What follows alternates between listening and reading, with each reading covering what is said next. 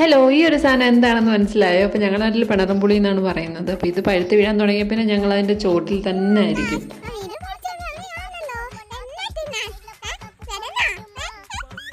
ഇത് പഴുക്കുമ്പോൾ അതിൻ്റെ ഉൾവശം തിന്നാനാണ് നമുക്ക് നല്ലത്. ബാക്കിയുള്ളതിൻ്റെ തോട് ഭാഗം നമ്മൾ ഉണക്കിയിട്ടാണ് മീനിനകത്തൊക്കെ ചേർക്കുന്നത്. അതൊക്കെ എല്ലാവർക്കും അറിയാമല്ലോ. അപ്പോൾ ഇതിൻ്റെ ഉൾവശം ഭയങ്കര ടേസ്റ്റാണ്.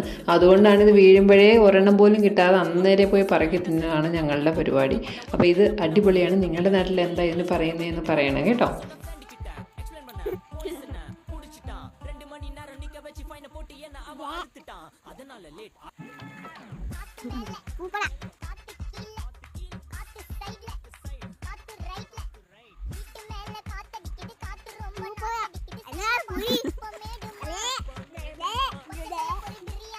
ഇത് ഇങ്ങനെ കാണുമ്പോൾ ഏറെക്കുറെ എല്ലാവർക്കും മനസ്സിലാവും ഇത് എന്താണെന്ന്. അപ്പോൾ ഇങ്ങനെയാണ് നമ്മളിത് ഉണക്കി സൂക്ഷിക്കുന്നത്. അപ്പോൾ നിങ്ങളുടെ നാട്ടിൽ ഇതിന് എന്താ പറയുന്നതെന്ന് പറയണം. Bye bye.